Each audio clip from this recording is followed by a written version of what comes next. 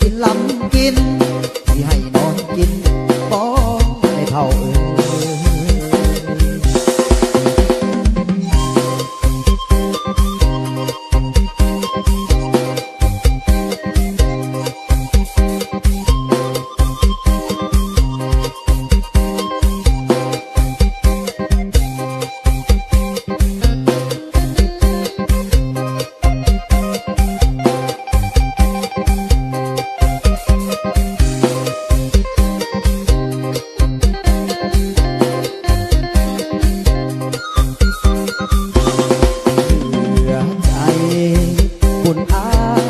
สมอา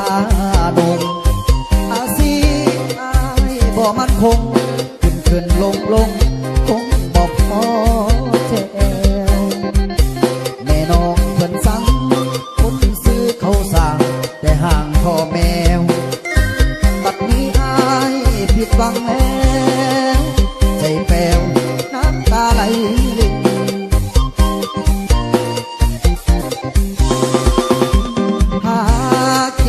เสียงตู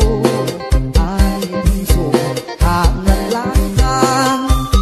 เพื่อหวังหาเงินแต่งงานเป็นขวางทาง